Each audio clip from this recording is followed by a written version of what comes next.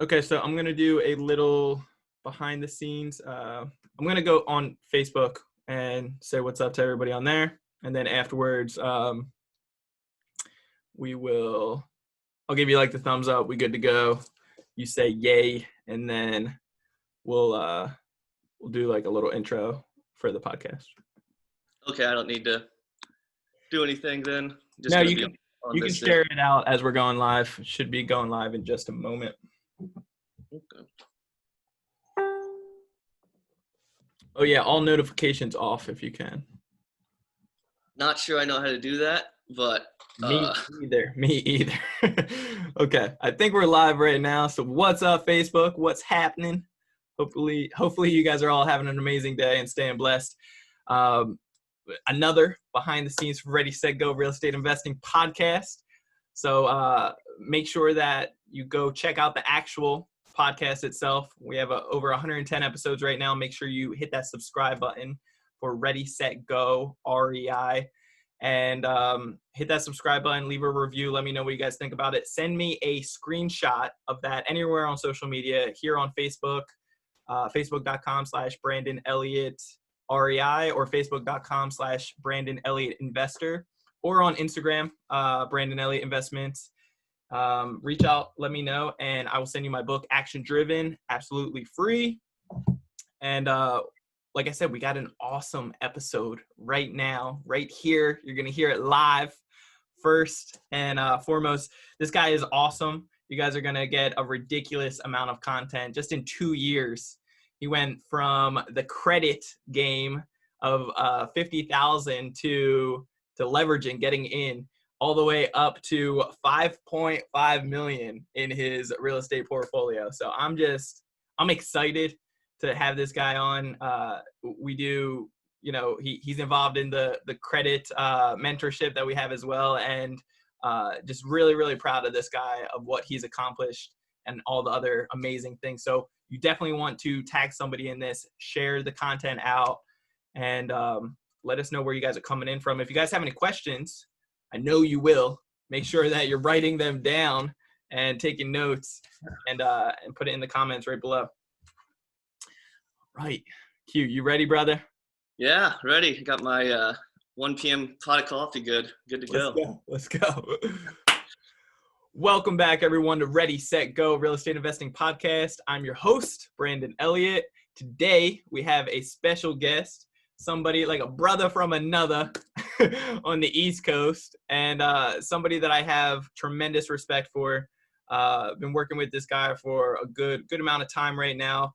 As far as on the credit side, very inspired by this gentleman. He's in the military, active military, a realtor, as well as a crazy investor. I call him crazy investor because he doesn't let anything stop him. In just a short period of time, went from $50,000 of credit to be able to build up $5.5 million in his real estate portfolio. Just picked up his first commercial deal that's over $1 million, a triple net lease that it's been totally hands off for him, and he loves the type of cash flow that's coming in from that.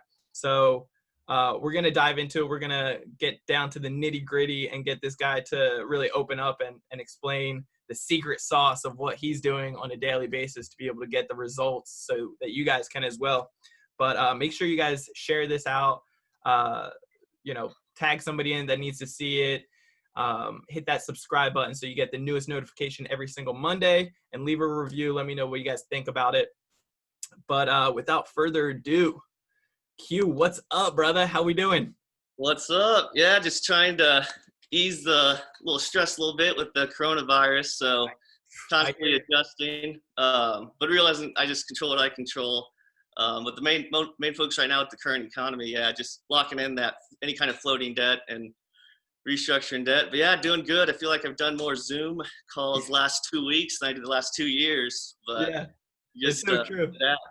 It's so true. And I say Q because it just comes off naturally for me, but I probably should introduce you right. Quinn. Yeah, everyone calls me Q. It's easy. Sure. Yeah. It's good.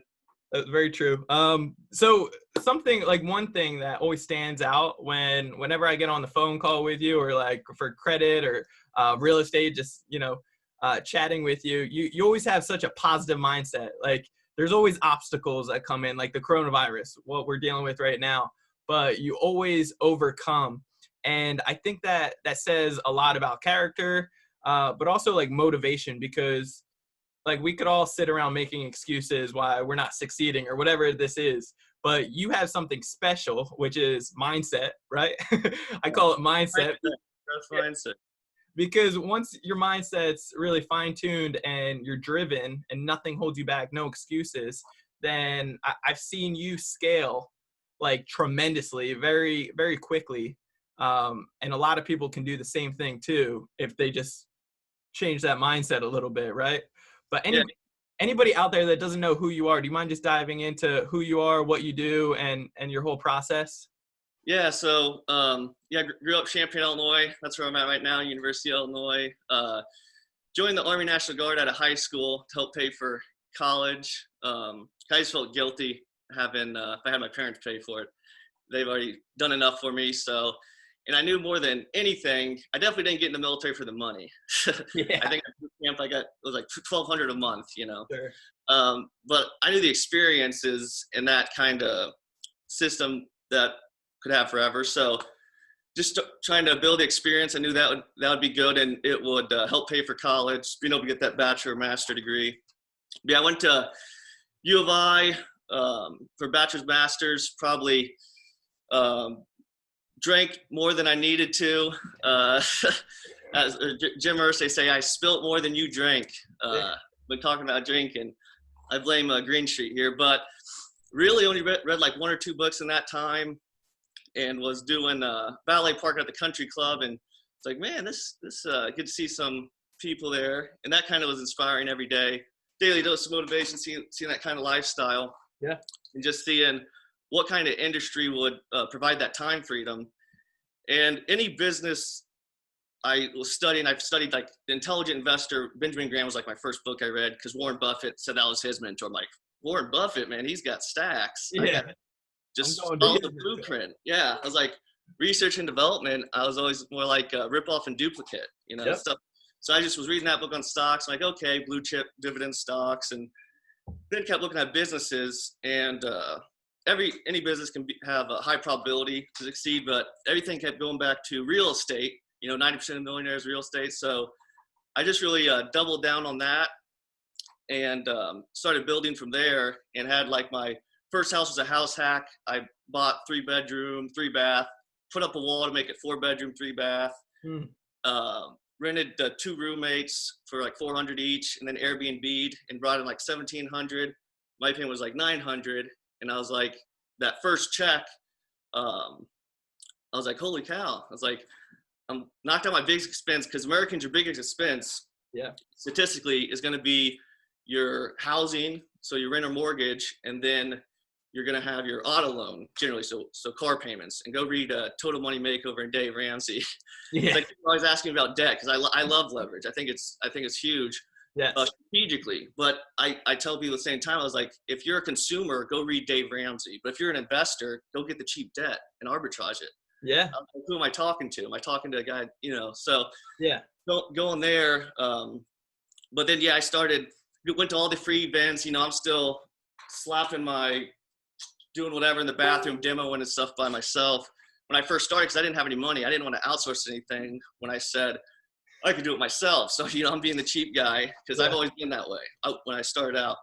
So I was just YouTubing everything. And then going to the free events. I finally podcast daily, nonstop. I actually drove a charter bus like a couple days a month, because I had other high-paying jobs I could have done, but I was looking at it was 10 to 12-hour shifts going to Chicago and stuff. That was 10 to 12 hours I'm in the classroom, just straight content, audiobooks, podcasts, straight content.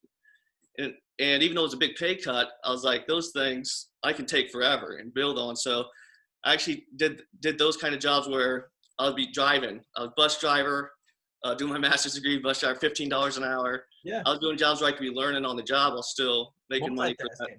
Yeah. So, But following college, I finally did the Real Estate Radio Guys syndication event. Uh-huh. And because after I did my house hack, then I started doing creative finance, bought a couple houses, $1,000 down, doing that because I just wanted to just keep creating streams of income. I thought of each house like a business, just a stream of income here, a stream of income here, and you start building that up, it compounds. So I did creative finance that way because it was actually a blessing not to have money. Because when you don't have the money, you become more, you optimize everything. Yeah, you got to think outside the box, right? It's like, I don't have money to be able to put this in. So you just start saying, I can't do that. I always said, how can I do that? How can I do that? Anything of value, I knew I could use as collateral. Yep. But it was like, it's the Parkinson's law, like the more you have, the more you spend. So I didn't have a lot. So I couldn't spend a lot. So Carlton sheets, no money down. And I was like, I had so much of nothing, it could have bought the whole city, you know. You don't need anything. You just have creativity. Yeah. So if you have a money problem, as long as you don't have an idea or a motivation problem, you can always work through things. But went to the real estate after the creative finance stuff, I was like, what's the next step besides creative financing? Because I knew 20% down, that model just wasn't scalable. I'm like, I need to get velocity back, get this back. Even if they're producing 20% cash on cash return, like first house was a $32,000 house. My payment was like $280 and it ran into $640. Sure. So it was like a 2% rule deal, my first one. Yeah. The $32,000 house, the cheapest house in the county, like in the area, Section 8. I love Section 8, like my first 5 were Section 8. Okay. And some people won't touch them. And I was on the boots on the ground, so I didn't have a problem with it. I just started doing Section 8 and it has been like the most hands off and definitely it's an amazing experience thus far. I grew up on Section 8, so I was always like weary of like. You like your family or you were? Yeah. I remember a little bit back, so I didn't know that. So yeah, so you know about it. I'm like, I tell people like they're same persons me and you. You know, they want to live somewhere clean, safe, affordable, and all that. It's like just like any other bad tenant who's not Section 8 can meet same problems as someone with Section 8. Yeah, I don't discriminate. You know, it's all about character of the person. Sure. But I picked Section 8 those first 5 because I wanted certainty, and I can run a business on certainty. I can't on ambiguity. And so, you know, when it's fluctuating and volatile, it's hard to predict stuff. Sure. So I did that Section 8, but then after that, I'm like, I need to recoup capital faster, just find money. So I got into more credit lines and syndication model. And when I got into the Real Estate Radio Guys syndication event, that was a game changer because after you learn how to raise money and you find deals, there's, I would say, 3 highest leverage activities for a real estate investor: find deals, find money, and then improving and optimizing your operations. And that's like what I try to focus on now. So if I'm not doing those 3 things, then there's an opportunity cost there I'm losing, because it's like, list out the 3 again. One more. Find deals, find money. Yep. And then improve your operations and systems. So your SOPs, always refining those. Because the systems I have today are not what I had. You know, I had a rehab that was that color paint, this color paint. Yeah. And I was like, nope, French gray walls, white trim, vinyl plank, stainless steel, brushed nickel, you know. Yeah, finish. So my mental bandwidth, that's gone. Yeah. This is what we're doing. It's like the Bill Belichick, this is what we do, this is who we are, you know, do your job. This is what we're doing. No questions asked, like the same outfit every morning type of thing. We're good to go. Yeah. No problems. It's like, and I kind of seen some of that in the military background. Like in the military, you got an officer like S1 shot, you know, who does personnel. This guy does security. This guy does this. Like that's their lane. They stay in their lane. But at the same time, there's SOPs. So when you're doing all these multiple tasks, you spread yourself thin. You become very efficient as none of them. So SOPs stand for? Standard operating procedures. Yes. Okay. So yes, that, in the military, standard operating procedures. So I was learning that because when I joined enlisted out of high school, but when I went to U of I did Army ROTC there, an officer. So first lieutenant right now, just Army National Guard part-time. Yeah. But doing those SOPs, and it's like you're going to become more efficient or catch on to stuff. Instead of spreading yourself thin, when you're assigned like the one thing, the one thing, assigned one task, you're going to be efficient in that. And I always relate to everything. Get your sets and reps in. Yeah. You know, the more sets and reps you get in, then you're going to be efficient. So the real estate syndication event. So I went on a tangent there. Yeah, you're good. You're I good. talk all day. I blame the Pack it all in. I blame with a syndication event with Russell Gray and Robert Helms. I flew down to Dallas. It was probably the first event I paid for, and I probably, $1,000 to $1,500 between the travel and everything. Yeah.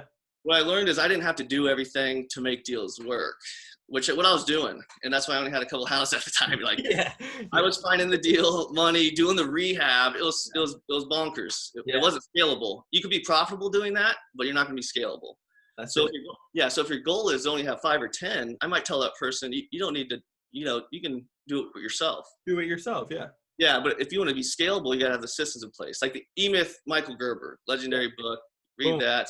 Yeah. So Ray Kroc didn't make hamburgers. McDonald's made hamburgers. You know? McDonald's in Cali, McDonald's on East Coast. You can interchange the employees out. They'll get the same result. The systems. Yeah. So let's talk about the time frame from everything. Cause how old are you right now? 27. 27. When did you start? How old were you? It's about 25. 25. Okay, so you started around 25. Getting your fun in college, probably. Okay. And then when you enlisted in the National 19. I enlisted at 19 and then became an officer when I got graduated from U of I. Okay. And started doing like I was in Virginia all month of February and doing some military training there. So it was always hard to find a stable job when you're leaving for training for 3 months, Of course. So with education, how long did you take advantage of the education before you finally felt confident enough to pull the trigger? And get your first deal? Honestly, I knew that one deal wasn't going to change the next 5 years, but I knew learning the process would. Sure. So I just wanted to get in the game. And I knew that's why I started with Section 8, because I said the worst thing that can happen, and for anybody in real estate, is I knew if I failed, it wasn't going to be because of the asset class real estate, because it's proven that historically it wipes everything. So I knew if I failed, it was going to be because of my choices and what I did, not because of real estate. So real estate's easy, the people are hard. Yeah. But buying that first one, I just didn't want to get wiped out. I was like, at this point, I've read so much podcasts, I was like, I just need to get in the game and do something. And so when I did that, it was that $32,000 house. And that syndication event, the real estate guys learning to leverage others 10,000 hours. So what I didn't have, I could leverage out. I'm like, oh, that's cool. And there's enough, so and I could do what I like doing, which was structuring deals and providing opportunities for people. But then I heard about the Summit at Sea, and this was like the game changer, I would say, for me. This was the event that changed me. And it was a high price tag. They had a young adult program where it's like $2,500 to go on the cruise ship. Yeah.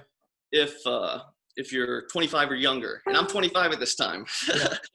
And I'm like, oh man, they got the scarcity factor on me. They got all the sales, but they're the like most genuine educators I know. They're like, I love it. I forgot, their quote, but it's, so I went to that event because I think everybody else is like 5,000 or higher. Sure. So, I mean, it's a great event, but the thing that made me go, besides I was 25 and I could get a scholarship, you could send in a video, was I saw Robert Kiyosaki was going to be on this. And that's a guy that's created more real estate investors in the world. Yeah. Dad. So I looked at it as like a sporting event, going to see like Michael Jordan or something. Best of the best. Yeah. Like I was like, okay, Robert Kiyosaki. And the price, I'm 25. This is the lowest thing. I'll have this price again. Yep. So I went to that, got to meet, basically on the cruise ship, 6-7 days with those guys. And it's like the 4-minute mile with Roger Bannister. Like I heard these guys on podcasts, like all the big names, Think Multifamily, like there's just all the big names on that cruise ship. And I believe I was the brokest kid on that cruise ship. Yeah. I really do. All these guys have 1,000 units. And you start, just it naturally makes you think bigger. Yeah. I read about it, I heard about on podcasts, but it was something different. Like I could touch them. Like these guys are real. I always heard their voice. Yeah. But it was Roger Bannister when he did the 4-minute mile. Nobody thought that could be broken or whatever. Never thought it was possible. Once it finally was broken, then the everybody started getting it. Yeah. Everybody. Yeah. Belief. So when I was on that ship for those 6 days, my belief just changed overnight. And I was just like, okay, this is possible. Like they weren't born out of the womb like this. They're nothing special, nothing like crazy above me. They're Like, special because I mean what they've accomplished, yeah. But it wasn't like what you're saying. It was like they have information I don't, yes, and they're doing activities I'm not doing. yes, But it wasn't like they were born with these gifts. They no. just had a growth mindset and built on it. So this is achievable for anybody. Sure. But it was that belief on that cruise ship. And when I got back from that cruise ship, I was like, I just burned the ships. I said, I can't. When you're on a cruise ship, and I don't know if you heard Kiyosaki speak in person. He has a Marine background and everything. He's pretty in your face and Yeah. and stuff. I love it. He's awesome because he's real. I'd rather listen to somebody real that I don't like than somebody fake. You know, that's Of course. But he being on a cruise ship with him for 6 days, it was like I came back. I said, it's hard going back to ever a W-2 job again. Yeah. Yeah. Because just being with him those weeks, yeah. But that totally changed me. And that's when I started getting to work, just double down on real estate business and leverage and all that. The moral of it is go on a cruise ship. Go on a cruise ship and just start all over. Go on the cruise ship and be the brokest kid in the ship, or as I say, the dumbest guy in the room. Yeah, yeah. That's the best. I love it.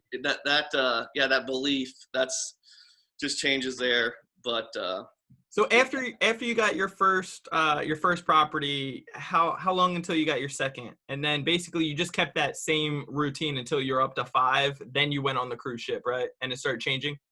Yeah, it started changing. Like I should have looked at the numbers before this, but there was like I do remember August and September last year.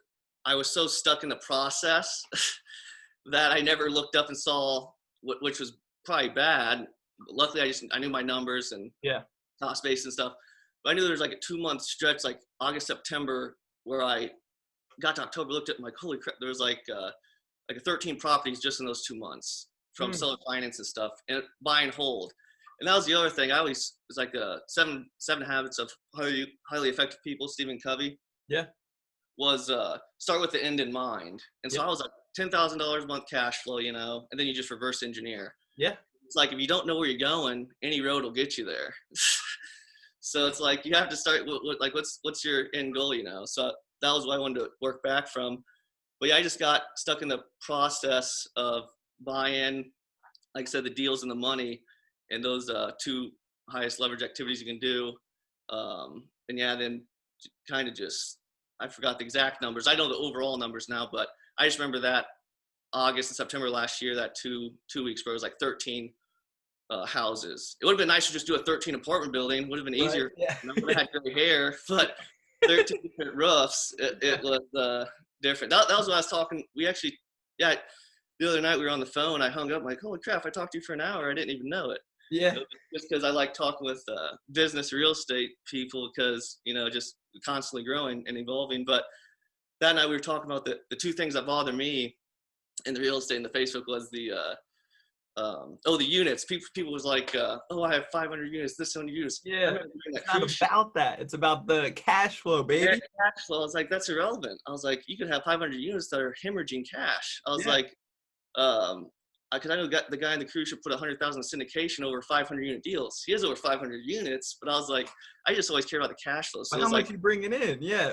There's people that have 5,000 doors, but then, you know, what percentage do they actually own of that? How much cash flow are you bringing in? And how much equity of those 500 units do you own? But it was like, okay, the units, it was kind of irrelevant. But then the second thing was, wholesaling, it's easy to get attracted to the big checks, you know, and it's like, 70,000 check. You know, I've left closing with a $60,000 check, but it was from a refinance. So I could have took a picture of a $6,000 check, but I had to pay off $50,000 to private partners that were with me on this deal. But I could have showed a $60,000 check. Make it look sexy, but is it actual numbers? Yeah, I didn't get to take home that 60, so it was like, what am I taking home? So I had to pay off 50 there. So it was like, the unit count and the wholesalers showing big checks and stuff. Yeah. I know that's sexy, but it all goes back to like, what's your goals? You don't need to get caught up in somebody else's goals, which I've struggle because I see someone doing it. I'm like, oh, I should do that. I'm like, that's not in line with what I want. I want my time. And Yes. stuff. But that's why I've always been committed to the buy and hold, building those streams of income. I love it. Had a deal about 78, put 10 into it, was like 88, and I had a buyer who was going to buy at 115. It would have been nice cash out, over 25. Well, there have been commissions, but 25,000. But I took the $400 a month cash flow instead. Yeah. And just refinanced it. All and so day. some of my friends would be like, oh, you take the cash, man, take the cash. I was like, that might be good if, but it's not aligned to my goal. I know the cash flow is going to help me get to my goal. And it's not like I lost that equity. The equity's still there. Still there, which is great. Yeah, and I get all the tax benefits and everything. But more importantly is now that's collateral that I can collateralize to buy more down the road. So that equity is going to be like a tool for me down the road. So instead of flipping it, getting taxed on everything, people are like, oh, you could have taken the 25. I'm like, I can still take the 25 5 years from now, hopefully. Yeah. Unless the market takes away and coronavirus, it could. That's why you want to make sure it cash flows. Yeah. So it that's good. Yeah. Make sure you got a fixed, mortgage as well. So let's dive into the nitty gritty, because I could talk to you for hours. We'll probably have to definitely get you back on here to cover some more things, because you are a creative investor. You have no limitations whatsoever. And the things that you're doing is definitely next level. But I want to talk about, some of your deal structures, how you're getting deals, because you're a realtor as well. I know you probably got to shout that out. So disclosure, I am a realtor at eXp Realty. So I should have done that first. Thank you. Yeah, you're safe. Forget about that. I focus 100% on investing. I got your back. My brother. Yeah. So let's talk about how you're getting some of these leads coming in. I mean, you knocked out 12 within a 2-month period. And for just to clarify, everybody out there, I don't know if we cover this or not, but this gentleman does do the BRRRR strategy. He leverages credit to be able to do so as well. And at the end of the day, with the BRRRR strategy, it's always been able to, refi, pay off the lenders or credit and keep on scaling. So how are you typically getting your leads? So I started off on the MLS because you don't know what you don't know. So I was like, oh, it was just on the MLS. That's where you post deals. Yeah. Then I learned that model wasn't really scalable. Sure. And it would have been fine. Like I said, if I had a lot of money, then I would probably just sit back and just be a limited partner in these syndications. And because I know Same here. My idea of passive income is just at the end of the year, getting a K1 at the end of the year. You know, that's passive income, because technically you say it's passive income, but I'm still managing the manager, property management. So I don't sell that dream of sitting on the beach with the pina colada. I'll sell it saying sitting on the beach with pina colada, but answering property manager calls. Or putting in some hard work to get to this point. Yeah. So, but know the deals, and that's the most important, which is the hardest. Yeah. And I tell people, like, bigger pockets, everybody's all on the BRRRR, and it's the best model ever. I don't know anything better. Well, I mean, all investors, like real investors, it's all about the value add. So, some people are doing it with basic properties and then just trying to get creative on getting more income coming in. But real strong investors are doing a little bit of both. They're looking for that forced appreciation that they can get at a discount rate to do the value add, get the cash out, get the equity, have options, and increase the income. Yeah, and the BRRRR model, it's the best model ever, which is why I'm looking into like wholesaling and getting in more of those strategies, direct mail, cold calling. But again, that the realtor, EXP, the disclosure with realtor, and there's all conversations on that. If you should get your license as a wholesaler, because you have to disclose everything. Yeah. But the finding deals, the first couple was through the MLS, because I thought that's where they are. Okay. But then a couple wholesalers, off market. I went to Zillow and Craigslist and Facebook every day for like 6 months. Every day I had a 30-minute time block. Like the book, The One Thing. Yeah. If anybody right now, that book's top 5 book of all time. So good. It really will help narrow the mind into focusing on that one thing and to get the results. Because I used to be busy all day, and then look back, I'm like, what did I get done? Yeah. So every time before I go to bed, I put down 3 things that I'm gonna get done the next day. That if everything else fails, if I get those 3 things done, then I move the needle somewhere. Yep. So, but that's why I always do an hour reading, hour at the gym, and then something business. Because if I do an hour reading, an hour in the gym, I at least invest in myself for 2 hours. Yeah. If I can't invest myself for 2 hours a day, I got other problems. It's like, Yeah. you have the time, you just don't have your priorities right, for people that tell me that stuff. So you I do don't have this kids every right day, now, right? but Like what's that? you do this every day, right? The daily reading as well as daily working out for yourself. Yep. That's the non-negotiables, people. So Yeah. I call it the non-negotiables because you have to have your own non-negotiables, your self-respect for yourself to stay committed to something, you know? So doing your daily education as well as daily working out, that builds up for all the other areas in your life to be prospering. I love that. Yeah. And but I would just message sellers though. I was doing this all myself. And I know you can, nice thing about real estate, you can effectively leverage yourself out doing VAs and stuff, which I'm looking into. Yeah. But I believe I should at least have a basic knowledge before I outsource that kind of stuff. So I did all this myself, and I would send whatever 20 messages a day on like Zillow, Facebook Marketplace, Craigslist. Sure. And go section8.com, because I'm famous at Section 8. That's where I started. Damn, let's go. And I was like, yeah, because the cash on the certainty. So those 4 things, I'd reach out to any owners who had it for rent. So like as an actual thing for this podcast, like for this is reaching out to them, and since they already have a need, they're showing you the need is they have a vacant place wanting to rent out. Yeah. Just reach out to them and just being honest, saying, I'm not looking to rent your place. Would you be open to selling on seller finance? Yeah. Last out the 20. Real estate's a numbers game and a people's business. Yep. You just have to do it consistently to see it. It's like people want the results overnight. I did. It just wasn't realistic expectations. Yeah. You just didn't know any better, right? Yeah. Never imagined this when I started. Like my first year was only like 10 houses, and then this previous year was 59 units total now from everything. But it was after testing stuff out, failing, adjusting, and then just make your systems. Like I have checklists and systems for everything. Sure. But I did that, and besides the Summit at Sea, that belief I had, I got this one. I'm on Craigslist, and it's a 3-bed, 2-bath for like 75 in Mahomet, Illinois. I'm from Mahomet, just 10 minutes away from Champaign, where University of Illinois is at. Yeah. And I'm like, there ain't a house cheaper than 150 in Mahomet. So I called that guy because I was like, this, and it was, the one or couple hours online. I'm like, I call him like, they'll have an offer for you today.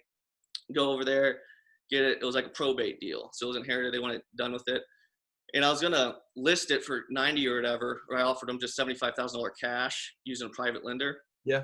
And they just wanted done with it. So I bought it, 75, put around 20, 25 into it. So I was into it for like 100, went to the bank. This was like in a 3-month period, went to the bank and it appraised at 144. Nice.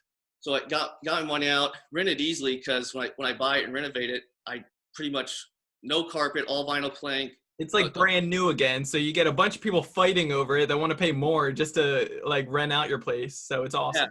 Yeah. And so your CapEx and your repairs and maintenance costs for future are going to be minimized. But when I started out, I forgot to mention, when I started out, I didn't want to put any money in these things. I guess it was probably bad to say it, but I show my vulnerabilities and be real. Yeah. I love that about you.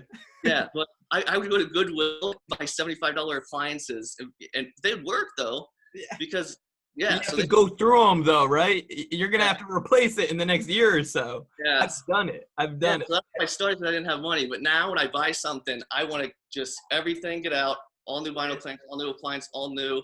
So that way my costs going forward are minimal and more predictable. Yes. So started that, but when I did that one, it was like $44,000 of equity, rented at, probably could have done $1,400, but I did $1,250 for the guy because it was still cash flowing. Sure. I was like, I was just $44,000 of equity in 3 months of work, and really probably less than 30 hours of my time. And then that's another belief thing. That was another like big belief, because that was my first real successful burr. Yeah. I will say, now that I think of it, I think that was the one. After that successful one, I just got addicted to that process of finding deals, like going on a treasure hunt. Because I will say, now I think that besides the Summit at Sea and the real estate guys dropping money, going to a paid event finally, I will say that first successful burr deal really helped. But it was, again, so takeaway, Zillow, Facebook Marketplace, Craigslist, and go Section 8. Send to owners and just be real with them.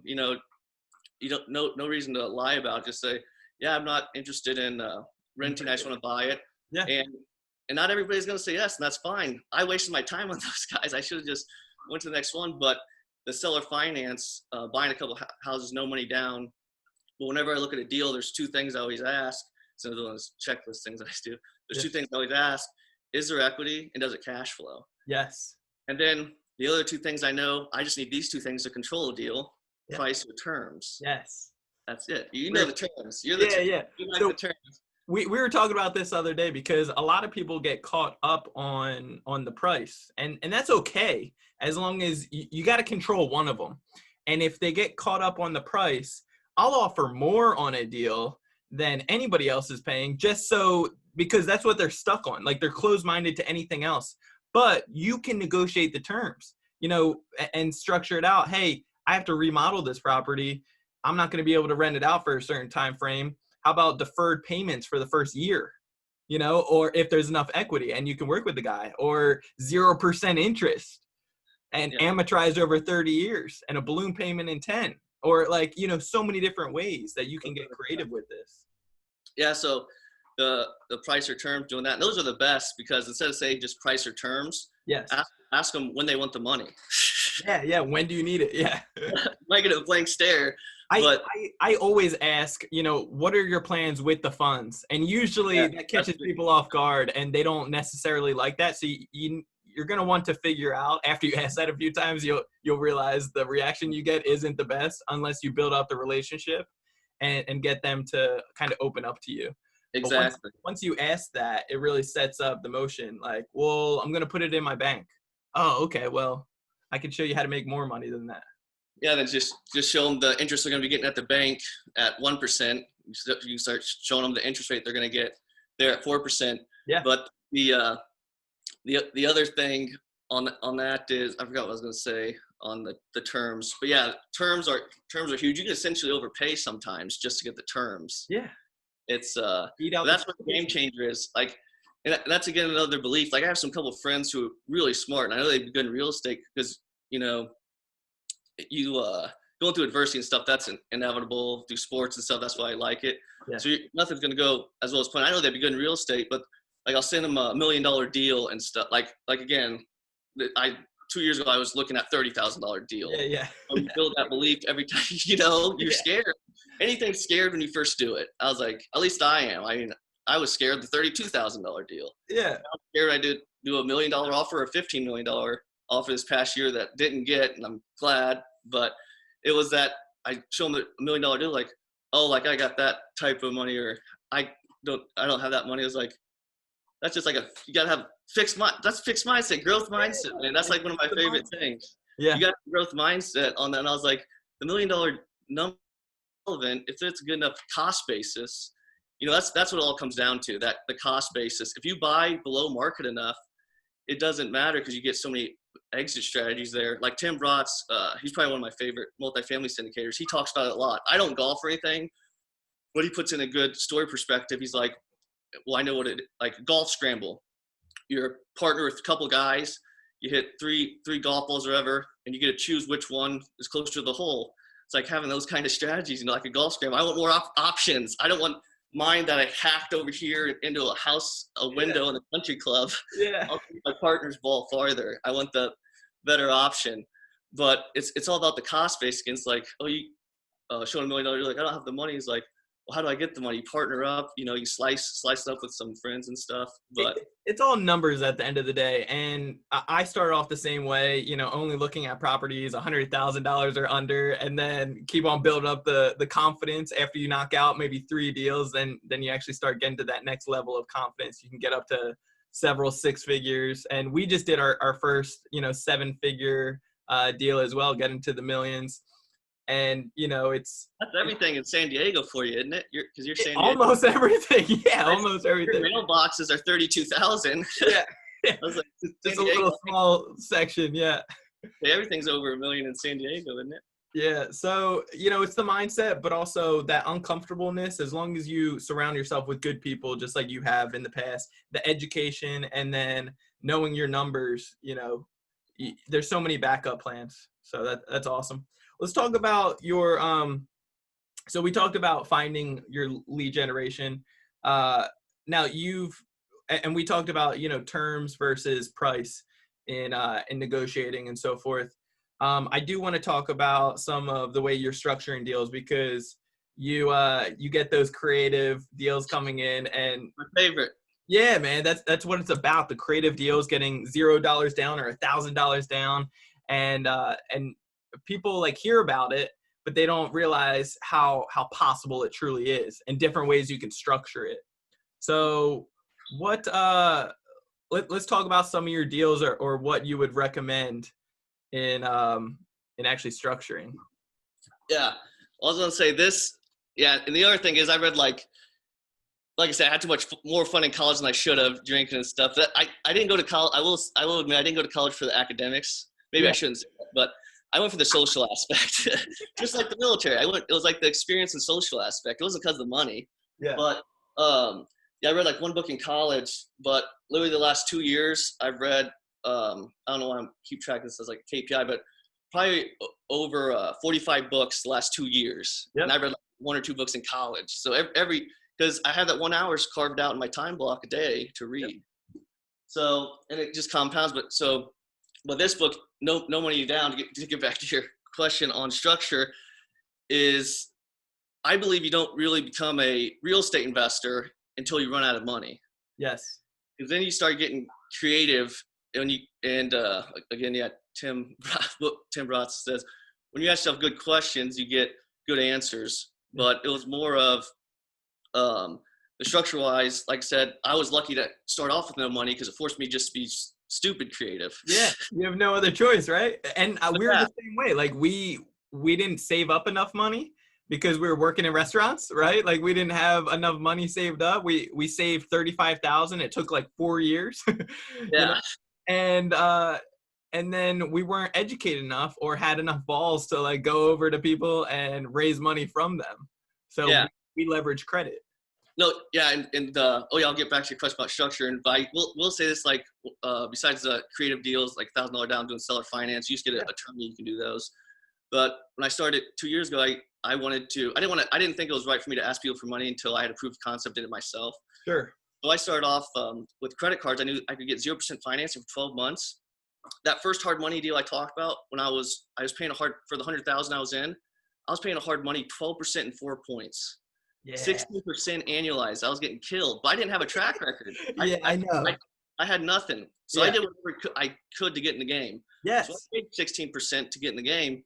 But when I looked at it, these credit cards, I'm like, well, I can get up to 100,000, 0% money. And I even paid a company, after I did a couple myself, paid a company $3,500 to get $100,000. And I looked at that as a 3.5% interest rate. Yeah. I'm paying a 16% interest rate. Yeah. So I started, that's why I got in the credit game. And I know you're the master of the credit. Like anybody needs credit, go to Brandon. He's got it all.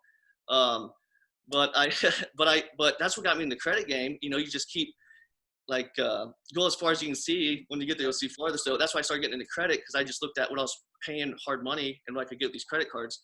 So doing that and buying gold, I'd buy gold with my credit cards, get the gold, sell the gold, and then I'd have like 10,000 in cash, send it to my Chase account. Like, holy crap, it worked. I'd have like the 10,000 in my Chase bank. I was like, oh my gosh, it worked. So you're manufacturer spending basically by utilizing the buying gold method, getting the cash out quickly, and still making somewhat of a profit doing it. Yeah, the cash back. And because I wanted to buy some tangible collateral. I didn't want to, and I knew gold, if you look at the dollar going down, and gold price going up is less to do with gold. It's more about the US dollar money supply. Like Creature Jekyll Island, one of my favorite financial books. It's long, but I knew gold wasn't volatile like stocks, high, low, high, low. Gold just steady and not as volatile. So I was like, I'm going to take these credit cards 0%. I'm going to buy gold. Yeah. Get the gold and liquidate right away. You might lose some spot price, but the speed of cash and convenience, I was willing to pay that if I had a deal lined up. So yeah, I'd buy tangible gold. And I even, which I still thought was a motto, I'd go to drug seized car auctions. Yep. I bought my Honda Civic for like $2,900 with my credit card. But my plan going into that, I went to like 2 back-to-back by myself. I drive out to this rural area where car auctions were, and just to see the process, like this car, knew the trade-in value. And my model was to transfer that same liquidation strategy. I bought the car for 2,900, posted on Facebook Marketplace. I had an offer for 6,000 on Facebook Marketplace, but I was like, wait, this car is 95,000 miles. So I didn't sell it. I took it off and I actually drove that car for 2 years. But I was going to start doing that. And I was going to do the drug seized auctions because those are usually good vehicles that police just take. Yep. You know, so I didn't want to go to a car auction. I know some cars just get on the lot and are crap, but I knew drug seized auctions I could find good collateral. But it goes back in, it was real, tangible collateral. Yep. So with the gold, and it was like buying the cars at drug seized auctions as a second creative thing was because it was about buying that low cost basis again. Yep. Instead of buying a house, you know, all in 70% where you can refinance with the bank right away, you can buy a tangible collateral car at a drug seized auction and just flip it. But then you get into dealer, because I dove into it because I was looking at that as a side business. But you get into dealer, you have to have a certain license, so don't do that to anybody. But that's just what I started for manufacturer spend. But now it's just use plastic. Plastic, amazing. Now I just use plastic. I don't have to do any of that stuff. Yep. But to get back to your question, sorry, I just wanted to throw out about the gold and the car because of course, no, it's like you got to be creative. Yeah, like it's not traditional. Yes. I was telling my friends, if you want to think traditional, don't talk to me because. But no, to get back. Especially in the credit space or like real estate as well, you got to get creative. Anybody that we see that comes in and, you know, they want the playbook with credit, it is there. There is the playbook of exactly how to do it. But then there's going to be so many circumstances that you will thrive so much more and you'll stop getting like smacked in the face by like a red, you know, stop sign if you stand outside the box and get creative so that you can, you know, make these things really work in your favor. So I love what you've done with gold. I love what you've done with manufacturing, with the manufacturer spending with the cars as well. That's like, it's thinking outside the box. That's awesome. Yeah. But it was like, again, people hit a roadblock and they stop. And that's why I always say like the two biggest things, you need to know your why and then be persistent. Because if you do those two things, you never quit, you can't lose. Yeah. And that's why I look at every difficulty or adversity you face. I just look at it as a opportunity to learn. It's like a growth mindset. It's like, if you let it stop you, then you don't have your back against the wall. I put my back against the wall because I said, I'm not going to work for a W-2 job. I have to make this work. Yeah. Maybe I was a little crazy. Buds, right? I had higher risk tolerance because I will say if I had kids and family and stuff, I probably wouldn't have bet on it, but I was just betting on myself. I'm like, I'm going to make this work. I'm single by myself. So, and I knew now was the time to do it. You know, it is. Have kids and stuff down the road, 30 years old. And I think I got that from Elon Musk. It's crazy self, but he's like, now's the time to take a chance on yourself. People are like, oh, real estate's risky. I'm like, being uneducated is risky. I was like, working 20 to 30 years for a pension, that's a risk too. That's risky. Too. Yeah, waiting for somebody else to hopefully pay you out. That's risky as hell. Waiting for retirement, that's a risk too. So I just or just sitting there doing nothing. Now that's a damn risk. that's a big risk that I would appreciate sometimes. That I think you need for balance. But to get back to your question on structure, sorry, there's lots I could have talked there. But gold nuggets, love it. To get back on the structure, no, this is my favorite thing in real estate. Like like I said, I don't believe you're a real estate investor until you don't have any money because it forces you to be creative. Yeah. And I don't really look at myself as a real estate investor per se, just like professional a deal maker, because there's just so many variables and you learn all these tools and you just connect the dots. Like you were talking about the seller and the terms. Yeah. My first question, my number one question, I was going to something. I simply say, why are you selling? Yeah. From there, I can almost predict if I'm going to do a deal with them in the future or follow up with them. Sure. But that's the number one question to ask. Why are you selling? Because there's no motivation. You're most likely not going to have equity. And if they need the money right away, they're probably not going to need seller finance. Mm-hmm. But yeah, for structures, seller financing, for the BRRRR model, I would do a line of credits on your house as a HELOC or using credit card funds. But one of the things you talked about earlier was finding deals. Like I started off MLS, but then I was like, who has a source off-market deals who I could utilize this BRRRR model and scale it? It was wholesalers. So what I did all last year, probably once or twice a month, I have some friends in Indianapolis. I started going to Indianapolis once or twice a month and just reaching out to every wholesaler I knew in Indianapolis because property taxes are lower. Sure. In Illinois, where I live, Champaign, it was like Champaign's the fastest growing city in Illinois. And somebody raised their hand at this investor meeting. I was at like, isn't Champaign the only growing city in Illinois? So I invest all in Champaign, Illinois, because I always be in Champaign, U of I, love it here. Yeah. And Indianapolis, because the property taxes in Illinois are terrible. So, and I don't want to be tied down to one economy. So I started investing in Indianapolis because property taxes are lower and it's $1 billion surplus state. And just started connecting with wholesalers and made a Google spreadsheet, the wholesaling company, the phone number, the email, and then I just started building the team out, and you refine and get to see who the real players are. Yeah. And then I did property managers, who's property managers in the area, and just following up on them and test them out. And it's always going to be learning. Sure. But started doing that to find the deals. But then because I had the money and funding in place, like probably over 15 private partners, 15 to 20 on a Google sheet that I do promissory notes with, usually 6 to 24 month notes, and I pay 10% interest to some friends that loan.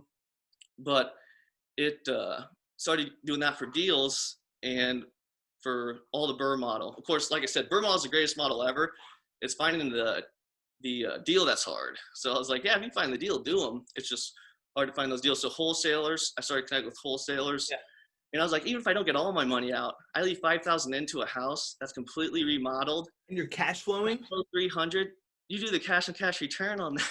Come on, baby. It's like I don't believe in only looking at cash on cash return. Because I've done no money down deal and it cash flows $400. Yeah. But if it was like 80% loan to value, so there's equity there. Sure. But if I buy $1 million deal that is worth $9 million, but I have no money in the deal, it cash flows, $500, I overpaid for it. My cash return's good. Yeah. But down the road, I'm gonna run into some problems trying to refinance out. Yep. But for structure wise, like I said, the Burr model, I mean, you know the game. Credit cards are my favorite, man. But I got over 25 credit cards. It seems excessive now, but it started off with just like 3, Yeah. But you build that up. Very near future, you're gonna about double that. So. I got a time block. Every 6 months, I'm applying for more. You know this. Yeah. You know the credit game. You're the credit guy. But they're my favorite because I don't have to answer to anybody. Yeah. The credit cards, home equity line of credit. What was I gonna say? Oh, and then people are like, oh, you're because I have a couple of promissory notes. My Indianapolis stuff, like private money where I live, since I'm active here, I got private money I can probably do deals with, good relationships from RIA meetings. And that's another thing I say, like anybody in real estate, go to RIA meetings. There might be a fee, but it's nice just to get around other people because then it's a lonely world sometimes when I'm in this place by myself, it's good to get out with other people with the same goals as you. So like finding your tribe and your real estate investor. It comes down to that networking, like constantly getting out there, letting people know what the hell you're doing and letting everybody know like your goals, what you're looking for. So that's where you get all the brokers, agents, wholesalers, like neighbors, friends, family, people, everybody and anyone sending you those leads, which is awesome.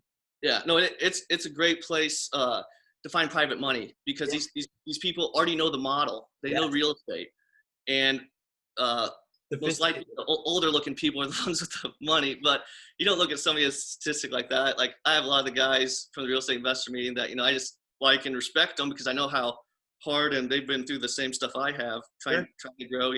Buying bad. I bought bad starting out, but I don't count my losses, just count the lessons. You just fix on your system. It's a improvement to make going forward.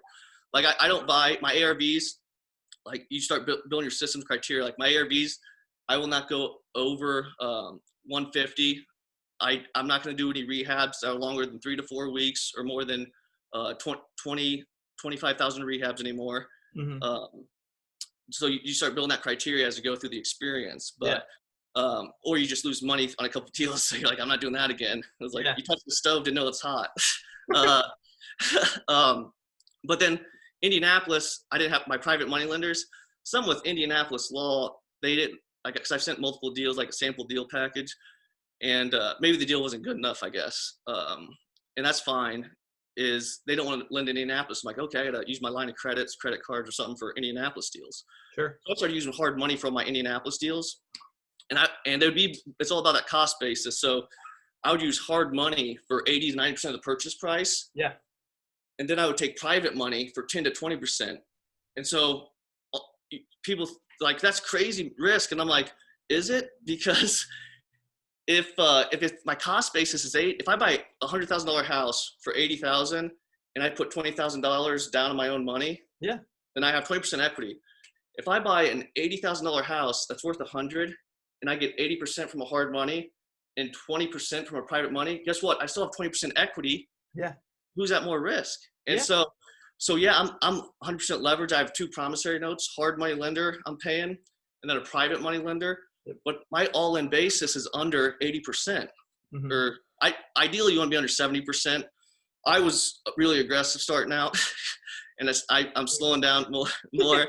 So I was doing like, 80%. Oh well, I'll just have a couple thousand and doing it. But because I knew one deal, like I said, as long as you don't let it knock you out, it's going to change your life. But refining your process and systems, that's what's going to change you. I don't look at the end result from that. I focus on the process. Yeah. Because the process is what's going to get the results. So I just focus on how I'm structuring deals. So my Indianapolis stuff, I was using hard money and private money. And then I get it fixed up, refinance out. So I was also doing my Indianapolis stuff. And that's pretty much 80% of my focus because the property taxes are lower now. Yeah. So doing that. But now with the virus market, that's one thing I need to change now because now hard money froze up. Hard money froze up. I'm in a rehab right now doing one. And that's not a good time to have floating debt in. On property, so I'm trying to restructure debts right now to get fixed in with bank money, cheap money. But so yeah, not doing any rehabs, big rehabs besides that one. But it's a low enough cost basis. You have some exit strategies there. Yeah, no, I love that. So we're running tight on time, so we gotta go through because I do want to ask you a few more things before we wrap it here. But as far as your for the most part, you've always done the BRRRR strategy on single family properties.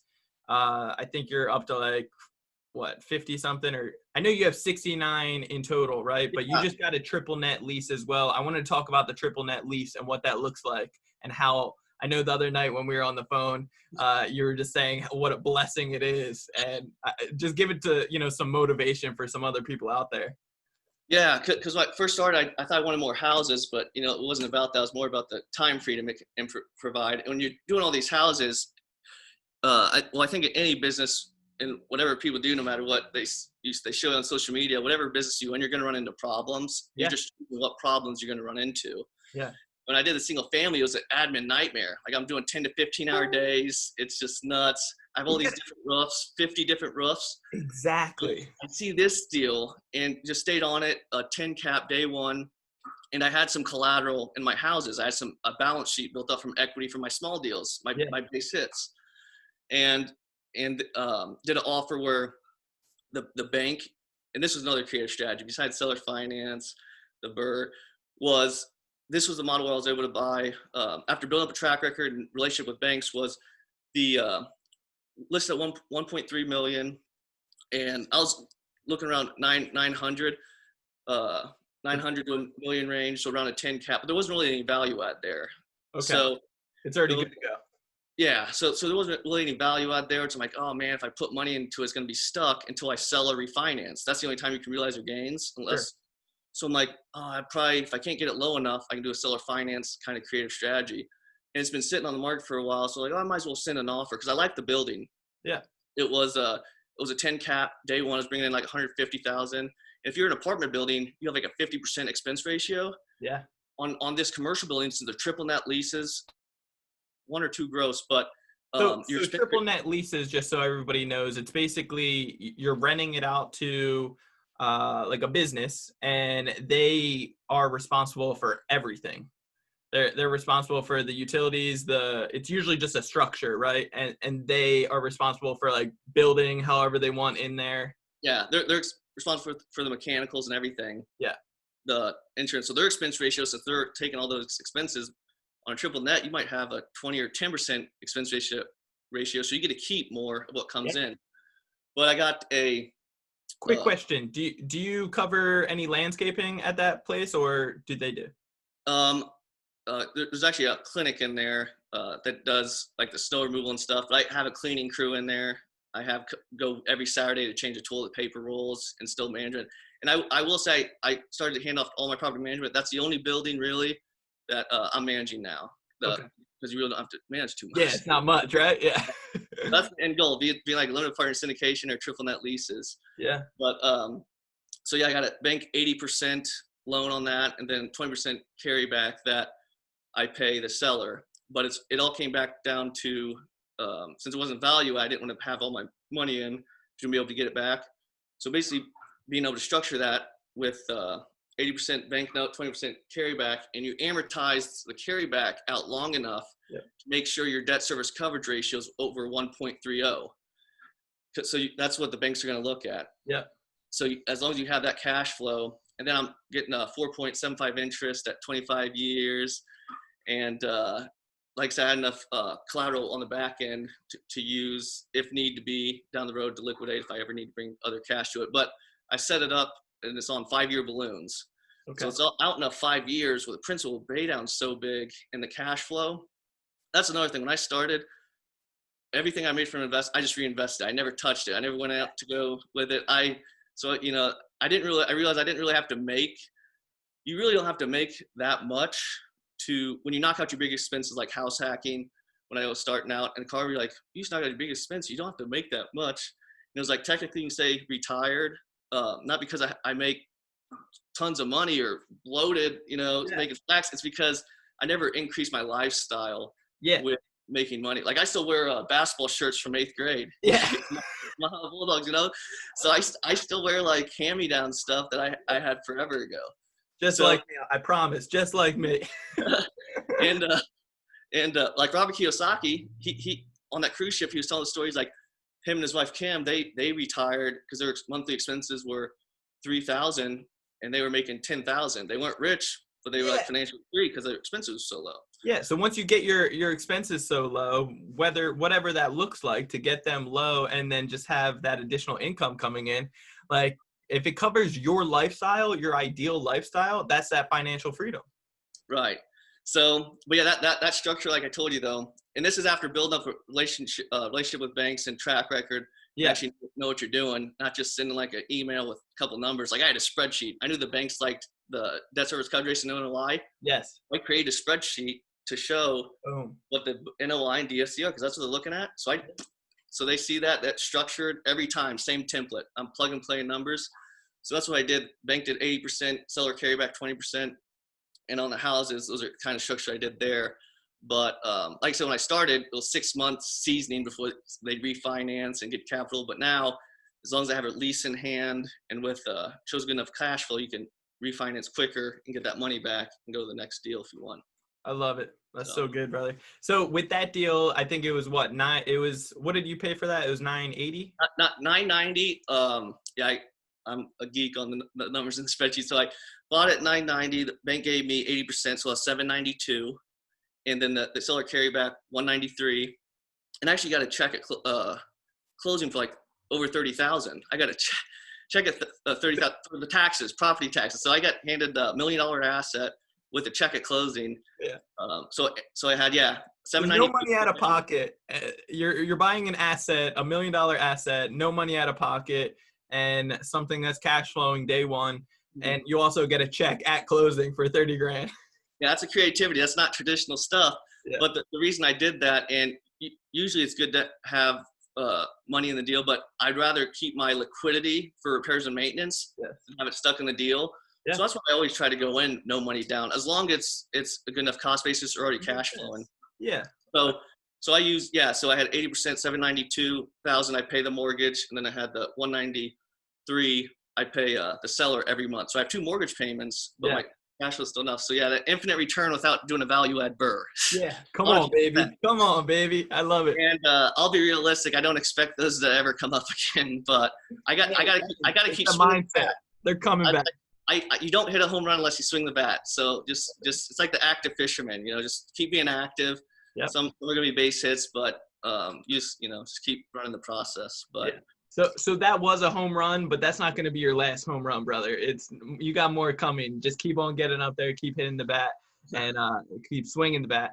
And that's what it's about. I love that. It's that positive mindset and keep on. It's the education, getting creative, thinking outside the box, creating a win-win. They had it listed for 6 months or longer? Yeah, in August, was when I seen the listing, and we closed in January. So September, October, November, December, 5 months. That was a Yeah. 5-month deal. So it's not like I called them and then next month it was. So yeah, it's five months. Follow up. I love that. That's so good.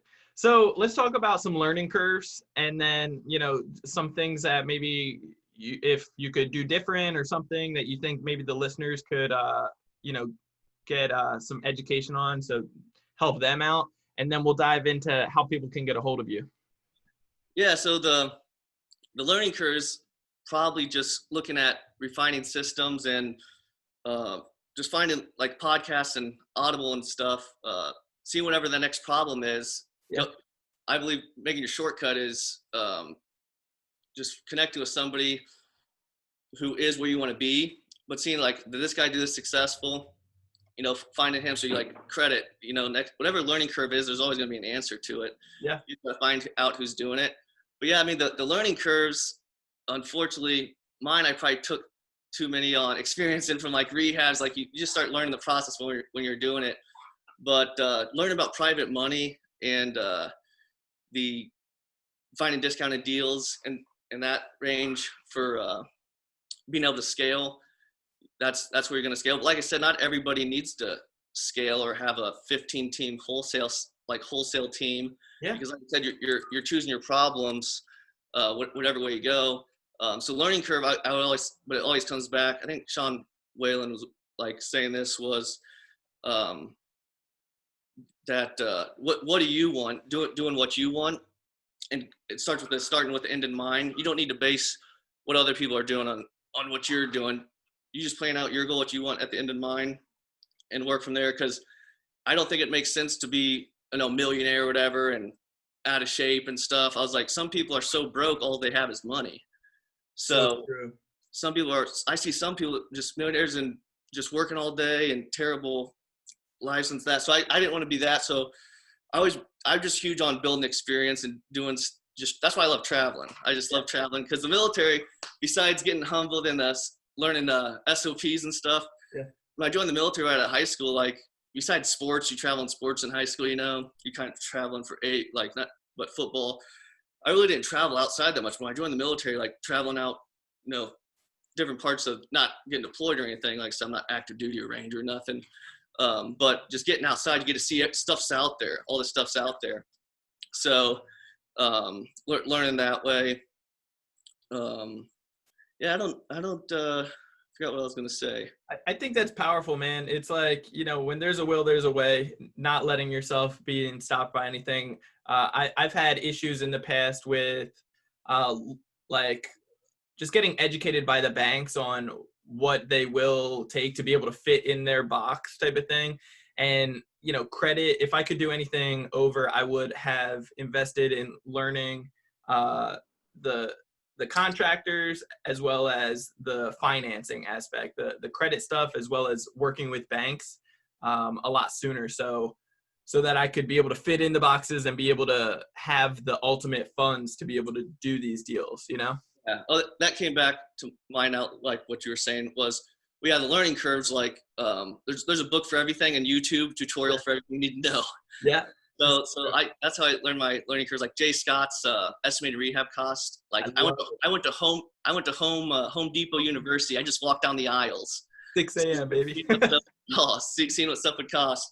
Yeah. But those learning curves that way. But like I said, some people are so broke, all they have is money. Is like, I want to make sure I have experiences and stuff, and not all about the money, but just having those kind of experiences and stuff available. But yeah, like you said, the books, there's pretty much a book in YouTube, and it's YouTube is free stuff, has everything you need to learn, whatever topics. That's where I learned a ton. That was most of it. For 2 years, I was studying, like, it was 4 to 5 hours every day, just constantly putting in the work. And it comes down to all the books, all the podcasts, and all the YouTube you can get your hands on to be able to get the education, and just not giving any way out, have your non-negotiables. I love that. Yeah.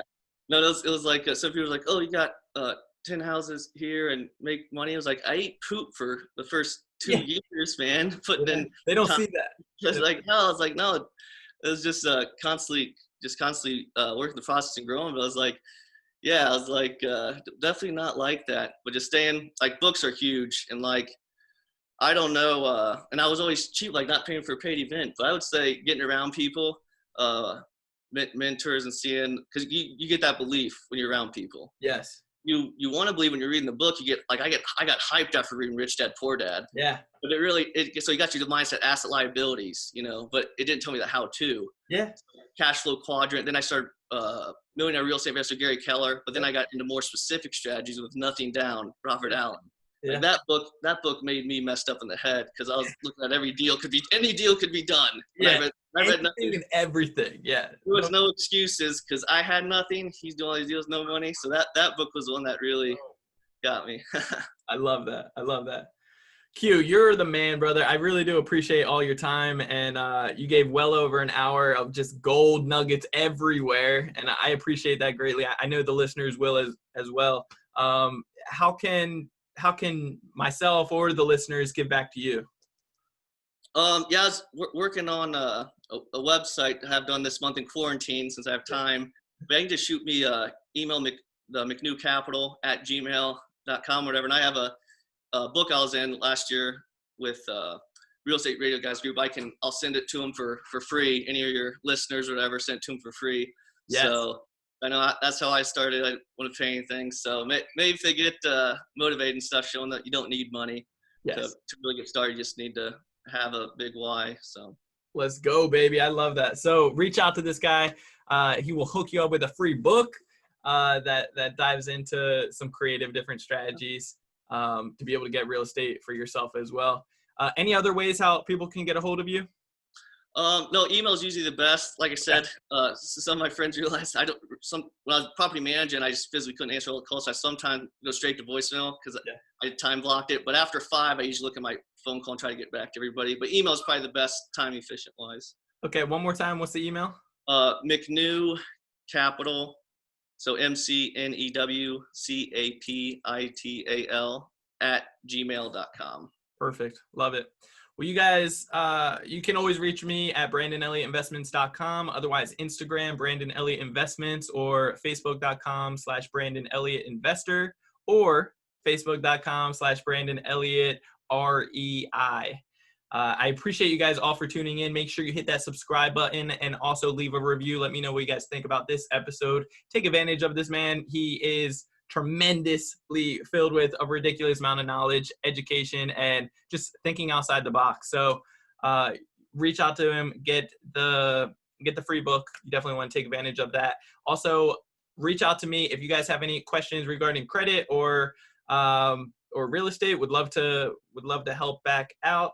And we got some awesome things coming up with credit here coming up very soon, releasing out the course in the next 30 days or so. Very excited for that. The credit ninja. I've done a lot of credit courses. Honestly, I spent over 20, 30,000 in credit courses. Like, and saying that now seems crazy because I didn't have it, but I'll just say, Brandon, I will say, I'll give you he didn't pay me to say it before, but Brandon's on the credit game. He pretty much tops all the stuff you really need. And it's pretty powerful when you learn the credit game and you combine it with real estate, because those two things, they're always going to be here. So I'm going to invest my time in real estate and credit because I don't think they're going anywhere. That's right. That's right. I appreciate you, brother. I didn't pay you up front, but I'll pay you now. Yeah, that's what I was waiting for. All right, guys. Till next time, reach out as well. I want to give you my book, Action Driven, absolutely free. I'll hook that up for you and give you a one-on-one credit, a little consultation for you guys. If you just hit that subscribe button so you get the newest notification for Ready, Set, Go REI podcast every single Monday. You definitely want to get that. So hit that subscribe button, leave a review. Let me know what you guys think. And we will see you on the very next one. Till next time, guys. Q, you're the man. Appreciate you, brother. Oh, yep. Thanks, Brandon. We'll see ya. All right, guys. Stay blessed.